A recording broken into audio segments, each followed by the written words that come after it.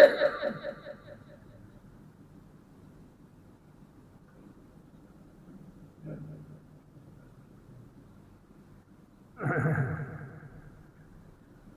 الله الرحمن الرحيم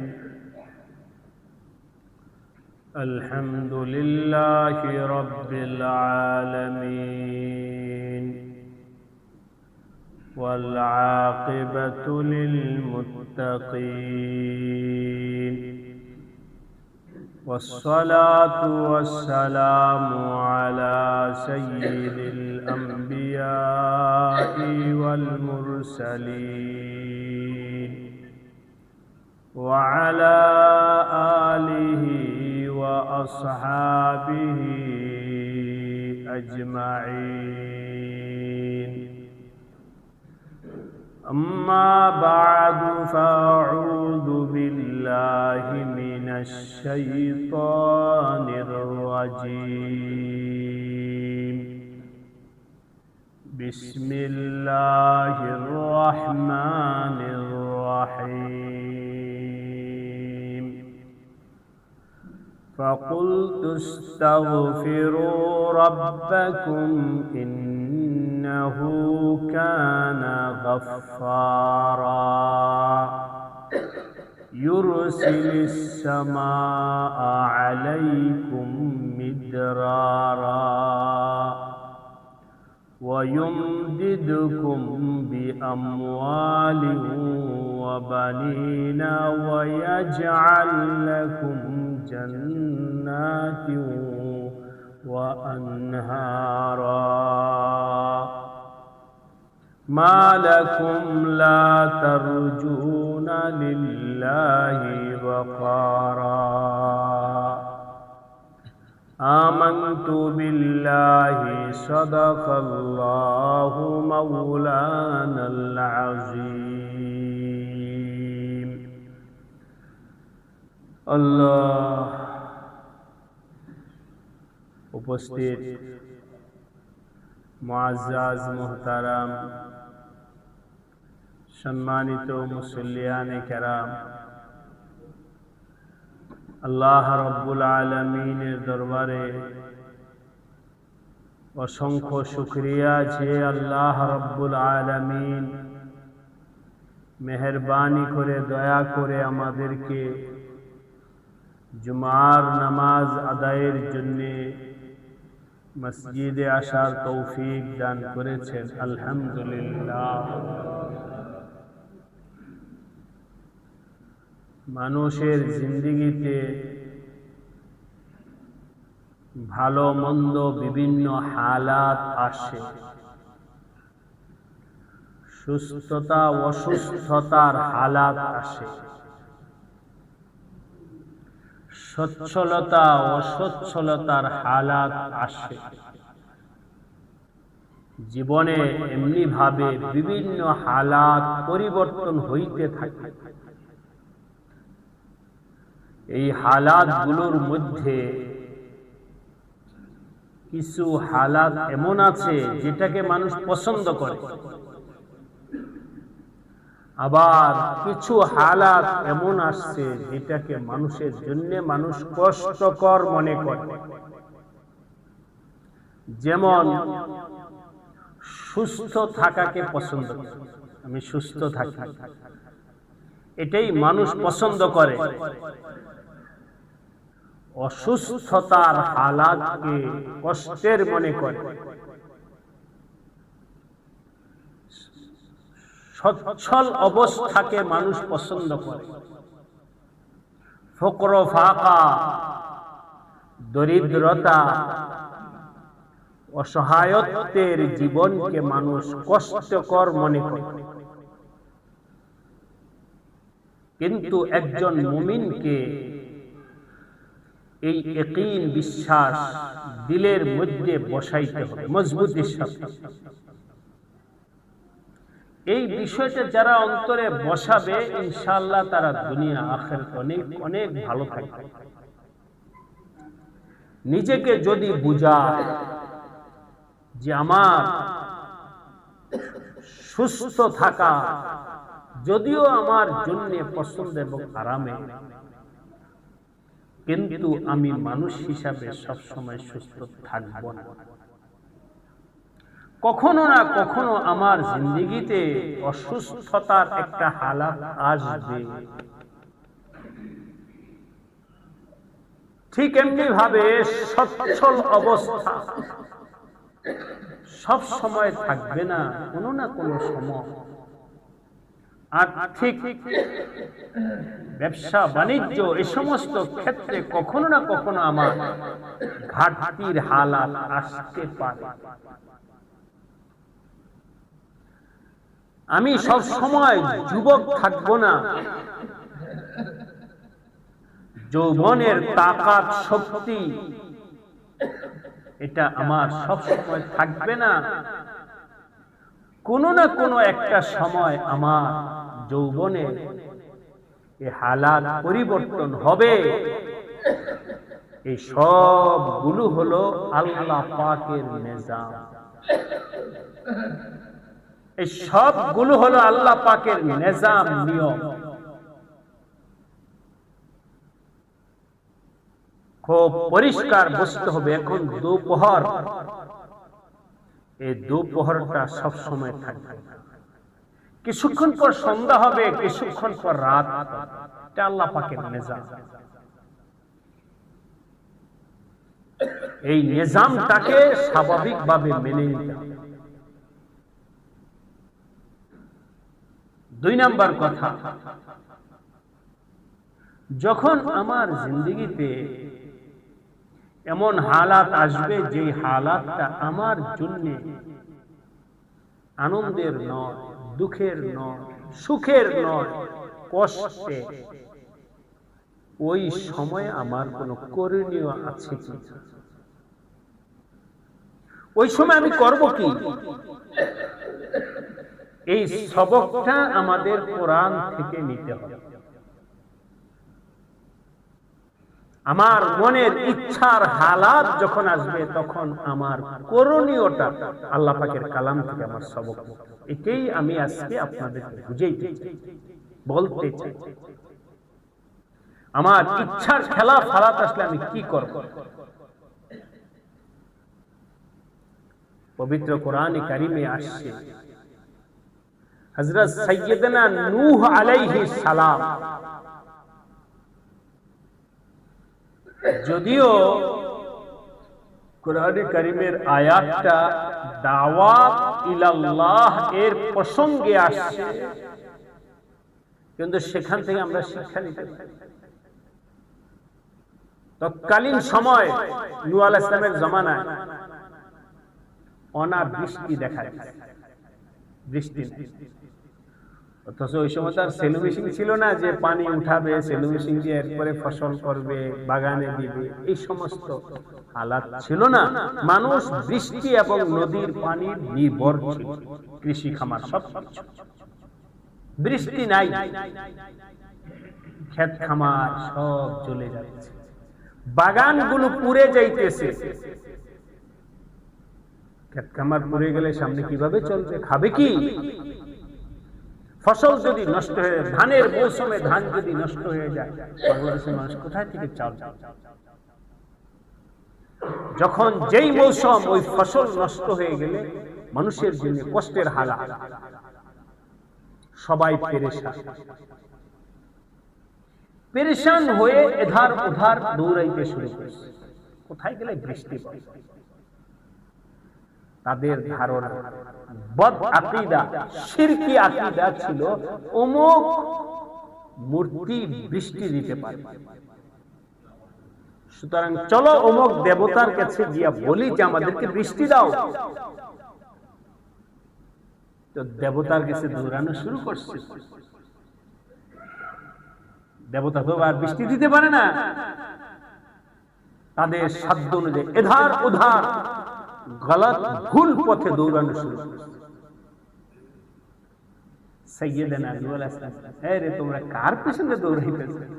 আমি যেটা বলি আমার কথা মানো, মাইনা দেখো তোমাদের চাওয়াটা পূরণ হয়। ফাকুলতু, আমি বলবো, নূহ আলাইহিস সালাম, আমি বললাম আমার জাতিকে, আমার কওমকে, আমার সম্প্রদায়, তোমরা তো বিভিন্ন দেব দেবতার কাছে গিয়ে দেখছো, লাভ হলো না। এবার আমি বলি আমারটা শোনো। ফাকুলতু, আমি বলবো, ইস্তাগফিরু রাব্বাকুম, তোমরা তোমাদের রব আল্লাহর কাছে মাফ চাও। যে আল্লাহ, আমরা অন্যায় করছি, তোমাকে না চাই, তোমার কাছে না চাইয়া অন্যায় করছি, দেব দেবতার কাছে গিয়ে অন্যায় করেছি, এর জন্য আল্লাহ মাফ চাইতেছি, মাফ চাও। ইস্তাগফিরু রাব্বাকুম, তোমরা তোমাদের রবের কাছে মাফ চাও, আল্লাহর কাছে মাফ চাও। আমি তোমাদেরকে ওয়াদা দিতেছি, তোমরা যদি মাফ চাইতে পারো, ইউরসিলিস সামাআ আলাইকুম মিদরারা, আল্লাহ পাক আসমান থেকে তোমাদের জন্য মুষলধারে বৃষ্টি বর্ষণ করবে। বৃষ্টির ঘাটতি শেষ হয়ে যায়। বৃষ্টি তো আল্লাহ পাকের হুকুমে চলে, বৃষ্টি কারো হুকুমে চলে না। এখনো বলছি, টেকনোলজি, বিজ্ঞান, সব কিছু এখনো চ্যালেঞ্জ। কোন বিজ্ঞান, কোন প্রযুক্তি, কোন কিছু এক ফোঁটা পানি বর্ষণ করার ক্ষমতা রাখে না। আমাদের আবহাওয়াবিদরা কি বলে, অমুক সময় বৃষ্টি হতে পারে, নাও তো হয়ও না। অনেক সংবাদ, কিন্তু আজ পর্যন্ত কেউ তো দাবি করে না যে আমরা বৃষ্টি আইনা দিব। বৃষ্টি বর্ষিত একমাত্র কার হুকুমে? এখানে কারো কোন ধরনের হস্তক্ষেপ আজও নাই। ওই ইউনাজ্জিলুল গাইস, কোরআনে আল্লাহ চ্যালেঞ্জ করেছেন, এই বিষয়গুলো তোমরা কেউ পারবে না, কেউ পারবে না। কোরআনে চ্যালেঞ্জ আছে, কেউ পারবে না। হযরত সাইয়্যিদানা নূহ আলাইহিস সালাম বললেন, তোমরা আল্লাহর কাছে চাইলে তোমাদের মাসলা হল হবে, তোমাদের সব মুশকিলাত দূর হয়ে যাবে, তোমাদের সব অনাকাঙ্ক্ষিত হালাত পরিবর্তন হয়ে যাবে। আল্লাহ পাক আসমান থেকে মুষলধারে বৃষ্টি বর্ষণ করবে। এটা তো নূহ আলাইহিস সালামের কথা আছে, হাদিসে আছে। নবী আলাইহিস সালাম এর পুরা জিন্দেগিতে বিভিন্ন সময়, আমাদের তো আল্লাহ পাকের মেহেরবানিতে ভৌগোলিক ভাবে, আল্লাহ পাকের দয়া এবং ভৌগোলিক অবস্থায় বাংলাদেশের অবস্থান, বৃষ্টি তো হয়ই কদিন পর পর। এই জন্য আমাদের কাছে বৃষ্টি আর পানির কদর নাই। আমরা মনে করি এটা এমন আহামরি কি জিনিস হলো, বৃষ্টি আর পানি। আরে ভাই, থাকার কারণে আপনারা বোঝেন না। আরব দেশে যান, ওরা বৃষ্টি যদি এক মাসে একটু বৃষ্টি না হয়, গরমে কি এসি আর মানুষের জীবন যাত্রা নষ্ট। ফসল দূরের কথা, ফসল তো নাই মরুভূমিতে, চলাটাই মুশকিল। অফিস আদালত সব বন্ধ, কেন? প্রচন্ড গরমের তাপের কারণে বৃষ্টি হইতেছে। তো ওরা তো বৃষ্টির কদর বোঝে। নবী আলাইহিস সালামের জামানায় বৃষ্টি যখন হালাত আসতো, বৃষ্টি হচ্ছে না, তো একবার নবীজি মদিনায় গেছে। বৃষ্টির মুশকিলাত, সাহাবায়ে কেরামদেরকে নিয়ে নবী আলাইহিস সালাম, চলো সালাতুল ইস্তিসকা, আল্লাহ পাকের কাছে বৃষ্টি কামনা করে আমরা দোয়া করি, আল্লাহ পাক বৃষ্টি। তো চলছে, হযরত আমাদের নবী আলাইহিস সালাম সাহাবায়ে কেরামের জামাতকে নিয়ে ময়দানে চলে গেছে সালাতুল ইস্তিসকা আদায় করার জন্য। নামাজ পড়েছে নবী আলাইহিস সালাম, আল্লাহ পাকের কাছে দোয়া করছে, হে আল্লাহ তুমি বৃষ্টি দাও। নামাজ পড়ে নবী আলাইহিস সালাম ওই ময়দান থেকে ওঠার আগে হাদিসে আসছে, লাইসা ফিহি গামাম, আসমান সব পরিষ্কার, কোথাও মেঘের বিন্দু পরিমাণ কোন ধরনের রেশ ছিল না। নামাজ শেষ হইতে পুরো আকাশ মেঘে ভরপুর হয়ে গেছে। আর বৃষ্টি আছে, সব ভিজে যায়। আল্লাহ পাকের কাছে চাইছে তো আল্লাহ পাক করতে। আরেক রিওয়ায়াতে আসছে ওই গ্রাম থেকে সাহাবায়ে কেরাম আসে, ইয়া রাসূলুল্লাহ আমাদের জীবন যাত্রা সব বন্ধ হয়ে গেছে। কি জন্য? বৃষ্টি আসে, বৃষ্টি নাই, বৃষ্টি নাই। নবী আলাইহিস সালাতু ওয়াস সালাম ওই সময় জুমার খুতবা দিতেছেন।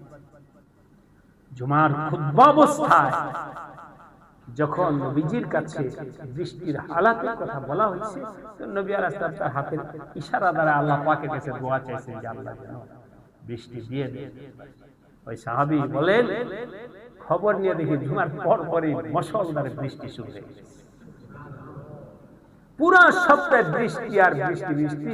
এর পরের সপ্তাহে ওরা আসছে, ইয়া রাসূলুল্লাহ আপনি বলেন আল্লাহকে বৃষ্টি বন্ধ করতে বলেন। তো সব আল্লাহ পাকের হুকুমে চলে। তো সাইয়্যিদানা নূহ আলাইহিস সালাম তার জাতি, তার কওমকে বুঝাইতে চাইলেন, তোমাদের অনাকাঙ্ক্ষিত এবং কষ্টকর হালাত কেউ পাল্টাইতে পারে। আমি চ্যালেঞ্জ করে বলতেছি, তোমরা যদি এই হালাত পাল্টাইতে চাও, ইস্তাগফিরু রাব্বাকুম, ইস্তিগফার করো, আল্লাহ পাকের কাছে মাফ চাও, ক্ষমা চাও। আল্লাহ যখন তোমাদেরকে মাফ করবেন তখন তোমাদের এই কষ্টকর হালাতটা পরিবর্তন হবে। আল্লাহ আসমান থেকে বৃষ্টি দিবেন। শুধু বৃষ্টি নয়, ওয়ায়ুমদিদুকুম বিআমওয়ালিন ওয়া বানিন, তোমাদের ধন সম্পদ, সন্তান সন্ততি সব কিছুর মধ্যে আল্লাহ পাক বারাকা দান করবেন। তোমাদের সব চাওয়া পূরণ হবে। সরাসরি কোরআনে আল্লাহ।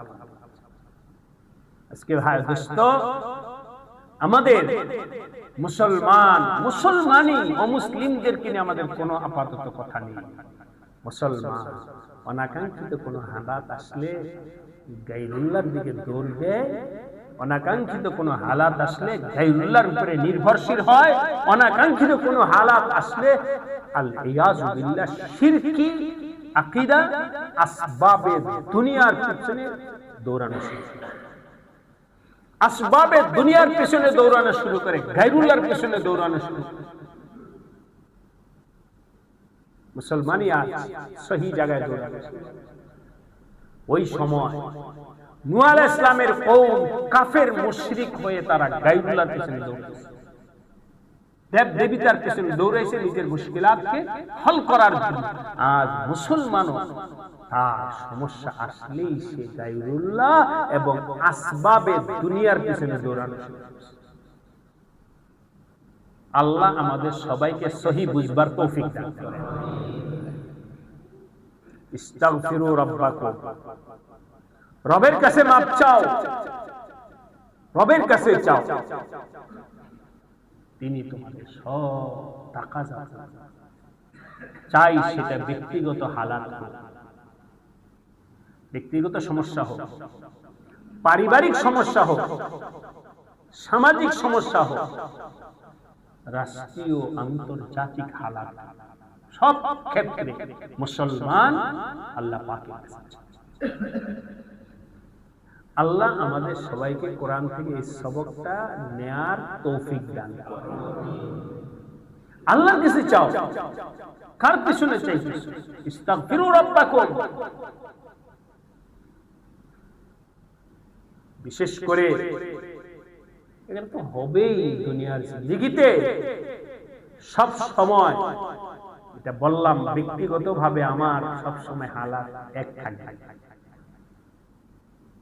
আমার ব্যবসা বাণিজ্যের ক্ষেত্রেও এক থাকবে না, আমার পারিবারিক জিন্দেগিতেও এক হালাত থাকবে না, ব্যবসা বাণিজ্য চাকরি বাকরির ক্ষেত্রে এক হালাত থাকবে না। কিছু না কিছু দুনিয়াতে কিছু না কিছু হালাত বিগড়াবে। এটাই আল্লাহ পাকের দুনিয়া। কেন আল্লাহ পাক এই হালাত দেন ভাই দোস্ত? এখানেও আল্লাহ পাকের হিকমত আছে। যদি আমাদের জিন্দেগির মধ্যে ওই ব্যতিক্রম হালাতটা না আসে, তাহলে আমরা রমজান মাসে বারবার এই কথাটা বলেছি, আমরা তো মানুষ হলাম সব স্বার্থপরায়ণ। মানুষ তো সব স্বার্থপরায়ণ। কোরআনের কোন জায়গায় আপনি দেখে বলেছেন স্বার্থ ছাড়া মানুষ আল্লাহকে ডাকে? আল্লাহ পাকের সাথে তাল্লুক থাকবে না। টাকা পয়সার কোনো ঘাটতি নেই, শারীরিক কোনো সমস্যা নাই, রাষ্ট্রীয় কোনো পেরেশানিতে নেই, সে সব জায়গায় সচ্ছলতা আছে, ওই লোকটা আল্লাহকে দাবি করে। ক্ষমতা, টাকা, সম্মান এই পিছনে পইরা সে তো লাফাইবে কেমন, যেমনটা করেছিল ফেরাউন। যেমন হালাত আসছিল কার? ফেরাউন। ঠিক আমার আপনার জিন্দেগি যদি এরকম হয়, কোনো পেরেশানি নাই, কোনো ইমতিহান নাই, কোনো কষ্টকর হালাতে আমি যা বলি তাই হয়, যা বলি তাই হয়, যা বলি তাই হয়, তো ও তো ফেরাউনের মতো নাচবে।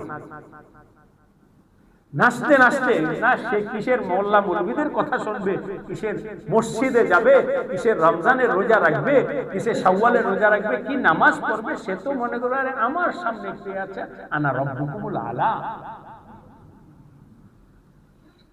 আমার সামনে আবার কিসের রব, কিসের খোদা, কিসের মসজিদ, কিসের মাদ্রাসা, কিসের মোল্লা মোল্লা। খাওয়ার কেউ তার সামনে টিকবে না, কেউ তার সামনে টিকবে না।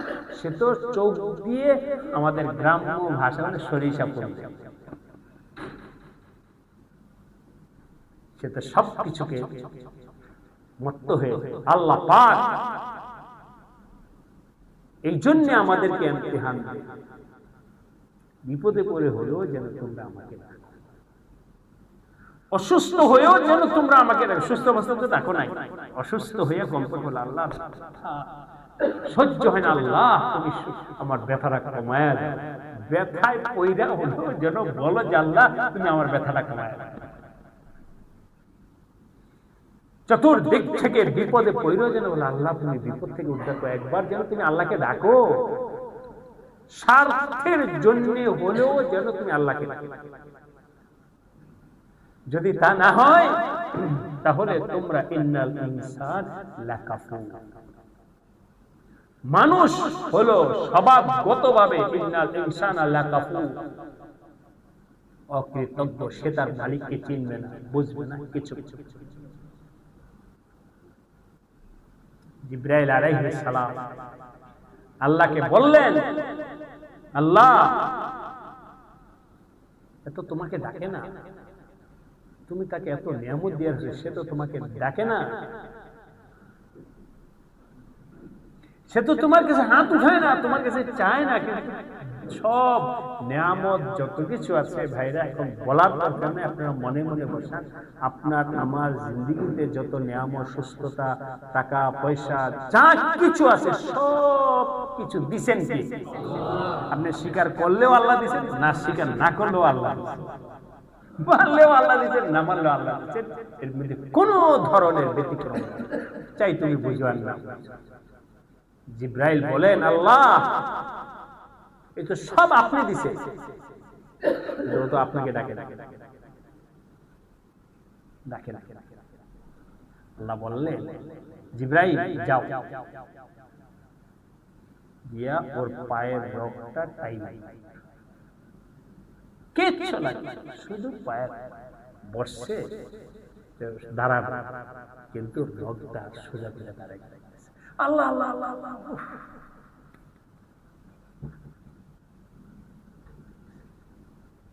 শুধু সামান্য একটু রগটা টাইনা দিয়েছে, পাও সোজা করতে পারতেছে না। এখন কাকে ডাকে? এই আল্লাহ দেখাই, ওরে বিপদে না ফেলে তো ডাকবে না।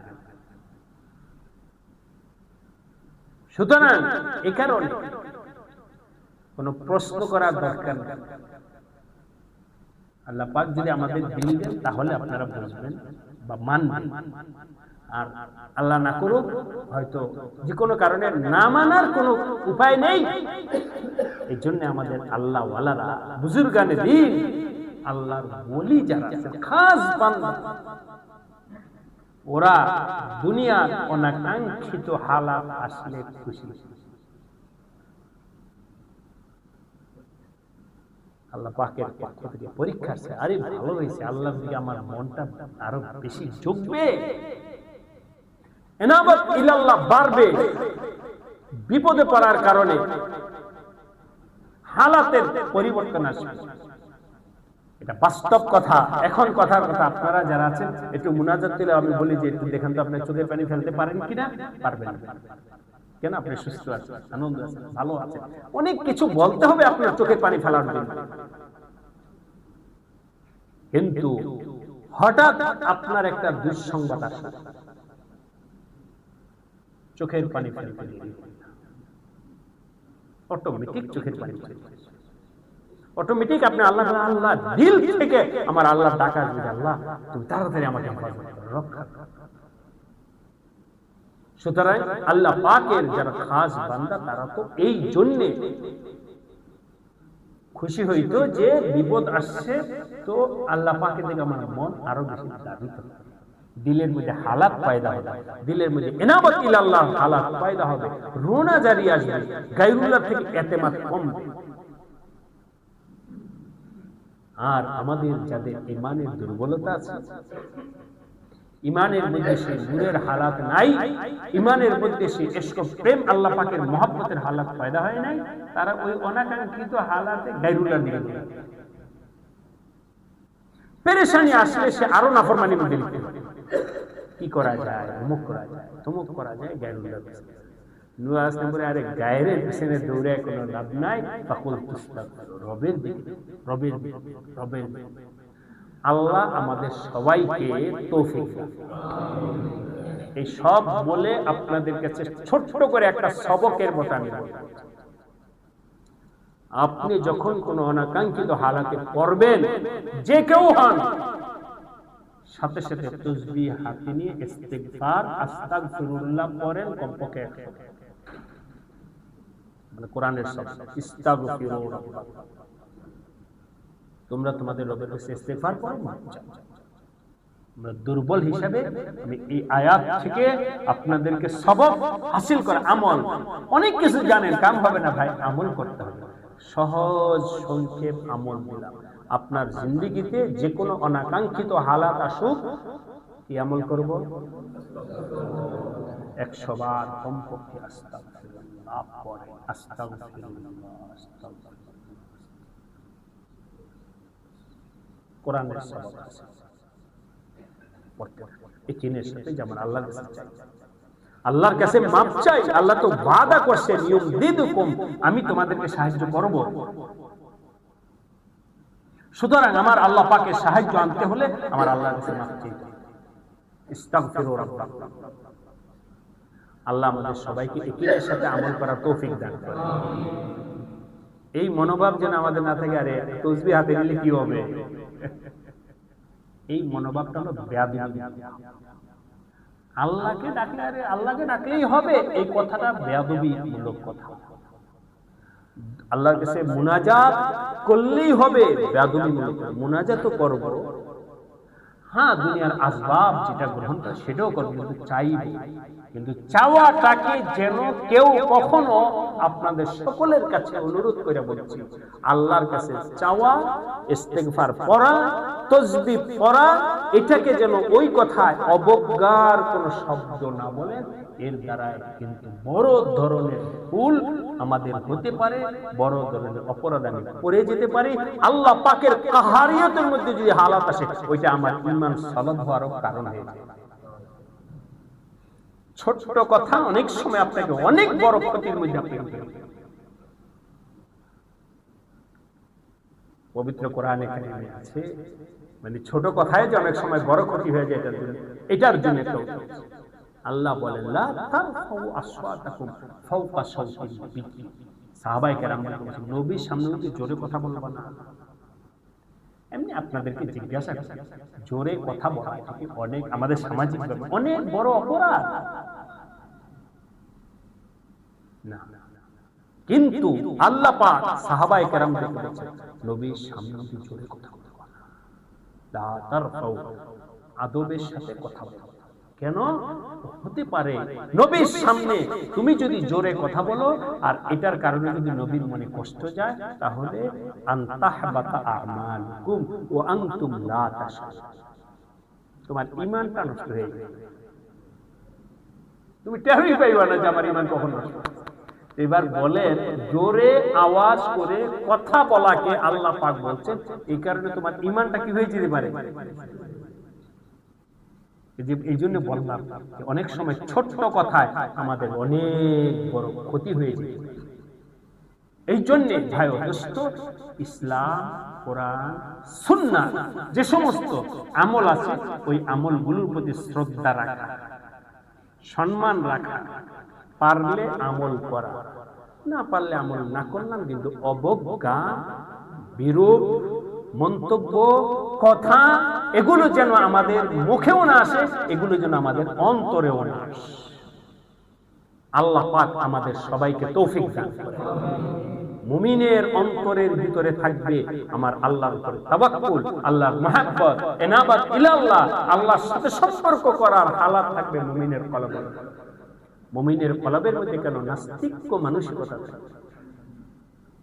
মুমিনের কলবের মধ্যে কেন ঈমান সম্পর্কে বিরূপ হালাত? আমি তো বলবো যে মুখে শুধু বলা না, আমার কলবের ভিতরে যেন দোস্ত এমন হালাত না। আমার কলবটাকে বানাইতে হবে আল্লাহ পাকের মহব্বতের জায়গা, আমার কলবটাকে বানাইতে হবে ইসলাম, কোরআন, সুন্নাহকে মহব্বতের জায়গা। কিন্তু ঈমান আনছি। আল্লাহ পাক আমাদের সবাইকে সর্বাবস্থায় ইনাবাতিল্লাহ, বিশেষ করে ইস্তিগফারের আমল করার তৌফিক দান করেন। আমিন ওয়া আখিরু দাওয়ানা আলহামদুলিল্লাহি রাব্বিল আলামিন। যারা সুন্নাত পড়েনি, চাচা সুন্নাত। আস্তাগফিরুল্লাহ।